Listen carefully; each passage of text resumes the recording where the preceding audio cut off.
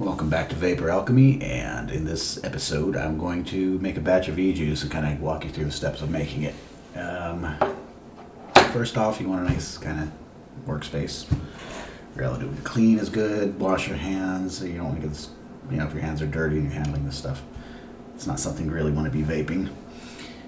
What I do is get everything ready, of course. I've got my nicotine fluid, got my aqueous glycerine. It's like VG, but mixed with, it's watered down, so it's not so, it's diluted basically, so it's not so like syrupy. Also, I've got PG, my flavoring that I'm going to use, and of course the empty bottles. Measuring device, pipette.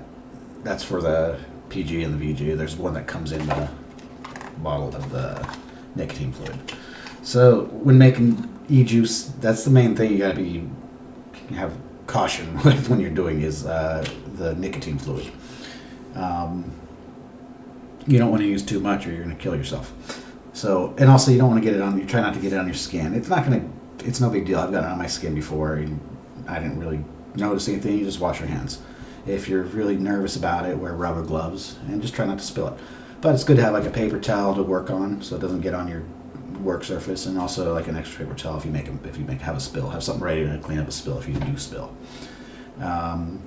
Some people, I guess, can have more of an allergic reaction to their skin. It can irritate their skin, so just try not to get it on your hands. So empty bottles, you can buy the empty bottles, or you can just reuse your bottles of empty e-juice. That's what I'm going to do here. This one still has a tad in it. It's like that little drop that you can never quite get out. But normally what I do is empty it out and you can boil them to get the flavor out. But this is actually leftover from green apple. And what I'm making is red apple. So I don't care. I'll just leave that little tad in there and make a little interesting twist to the flavor. So when you open if you're reusing a bottle or a new one, they have the rubber top part to it. Some are different shaped, they're like a dropper shape. But that just pops right off. This one's more of a harder plastic, but it will come out. The rubber ones are easier to get out. This one's maybe more stubborn.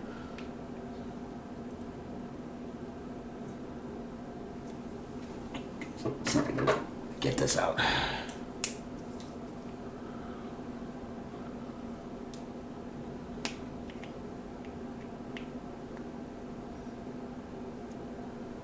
There we go. Okay, so we got the little rubber top off. We can pop that back in later. And a nice easy size opening to drop our content into. Alright, so I'm going to make, this is a recipe that came with a kit to make 11 milligrams is it, I think. Now that's kind of funny because these are approximately 10 milligrams, but I guess there's extra room. So the recipe's for 11 milligrams, and I'm guessing it's not going to overflow. If, in case it starts to look like it's going to fill up, I've got an extra bottle here. I can just dump it all into a bigger bottle. So I'm going to go with an 11 milligram batch right now. So I'm going to first start with the nicotine content. Now, one thing really important is I am using 54 milligram. There's also a higher one. It's like 100 and something.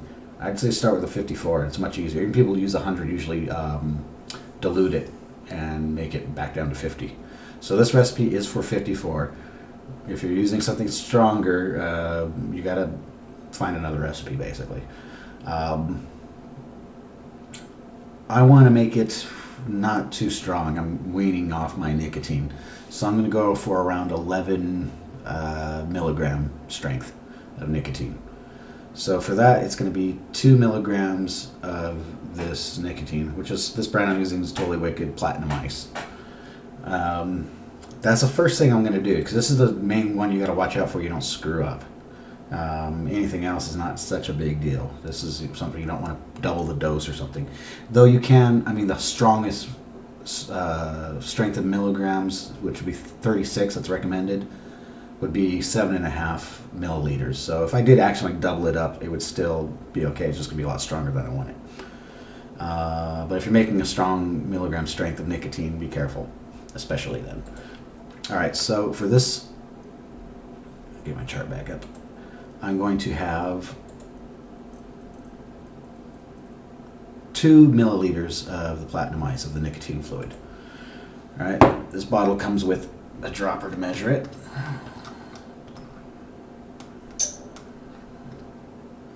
And the trick to getting it to fill up all the way is you just kind of I don't know, there's a trick I'm not getting. Squeeze as much air out of the top dropper. Get in there as deep as you can and just let it do its own work. So I've got 1 milligram there.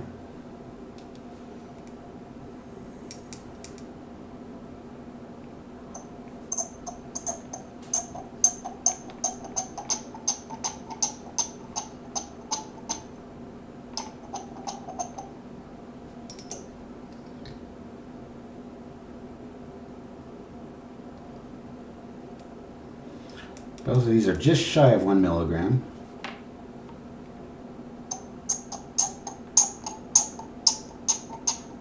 You also want to watch out for air bubbles.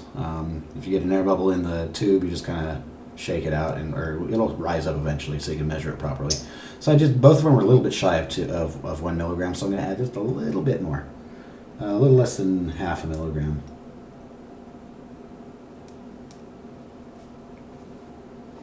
Because I mean, with the low amount of nicotine, there's a nice margin for doing a little bit more with no harm. All right, so the nicotine's done. Seal that back up, and one good trick is as I work, especially if you're doing multiple batches, because you can easily get distracted or whatever. As I work, everything's on my right side. What I'm finished with, I move to the left side. Helps me keep track of what's going on.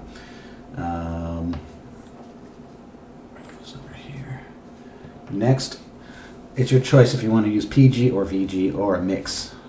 So I did so far 2 milliliters of the nicotine fluid, and now I need 6 milliliters of the diluent, which is going to be the PG or the VG. I could use 6 of all VG, or I could use 6 of all PG, or I can mix it up. And I'm going to make a small mix. I found I like that better. The VG, this aqueous, the diluted VG works really good. I like it a lot.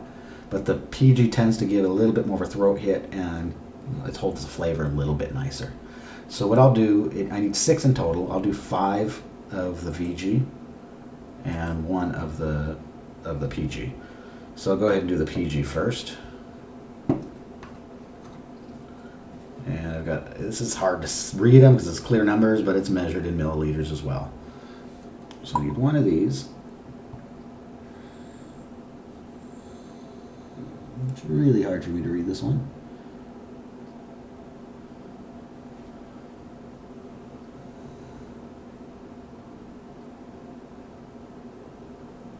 Okay, so I just got to squeeze out the excess so I get down to 1.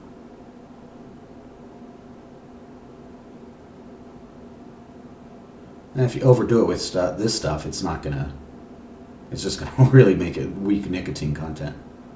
So you want to make sure you measure carefully, of course. So okay, there's 1 milliliter.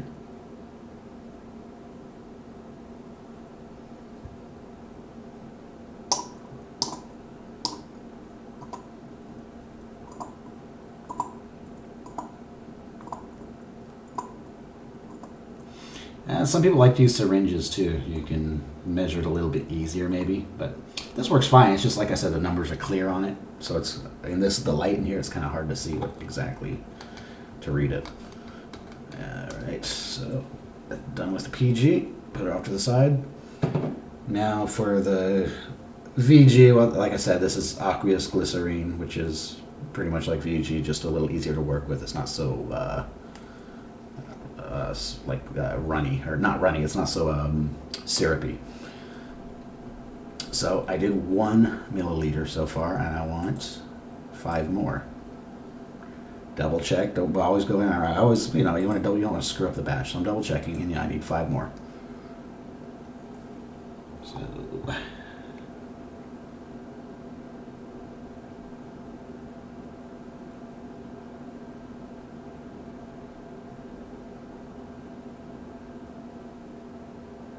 So there's 3.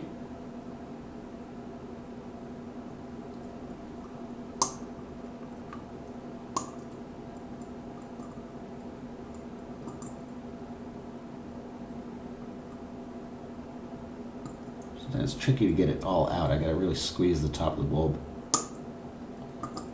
Make sure it all empties, get all the air out.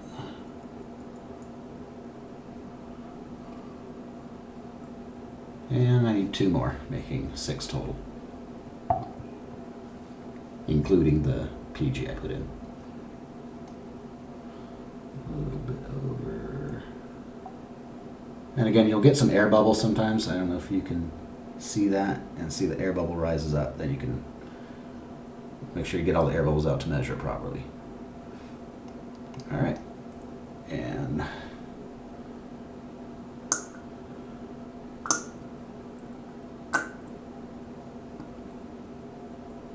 this is a really soft plastic tube, so I really got to squeeze it hard to get all the stuff out. Now be careful you don't knock your bottle over doing this too.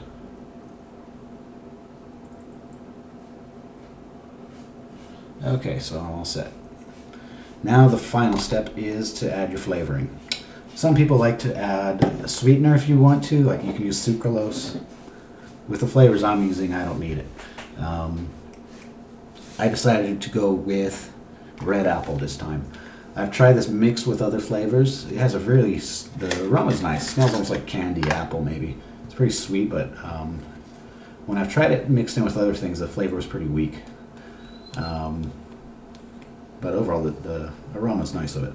So I want to try just a straightforward version of this into the, just this, so I get a better idea of what it tastes like for later when I want to try mixing it with other flavors. So the recipe I'm looking at is calling for 3 milliliters of flavoring. And you can give a little bit more, a little bit less. It's up to you. Now this I measure in drops. I'm just going to drop it from the bottle, and it's about 20 drops for 1 milliliter. So that means I need 60 drops. It's kind of a pain in the butt to count it in drops, but it's not that hard to do.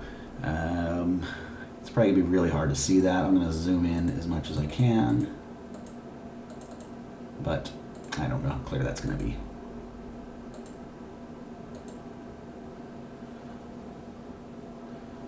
Alright, so we can try it this way so you can see it. There's 1, 2, 3, 4. And if you just apply even pressure, it'll keep dropping continuously, and you count it. 5, 6, 7, 8, 9, 10, 11, 12, 13, 14, 15, 16, 17, 18, 19, 20. So I want to do that 2 more times. 1, 2, 3, 4, 5, 6, 7, 9, 10, 11, 12, 13, 14, 15, 16, 17, 18, 19, 20, and 20 more. 1, 2, 3, 4, 5, 6, 7, 8, 9, 10, 11, 12, 13, 14, 15, 16, 17, 18, 19, 20. And like I said, this flavor, when I added it with other ones, it didn't really come through as much, so I'm going to add a little bit more. It's not going to hurt it. 2, 3, 4, about 5, 6 more drops. All right.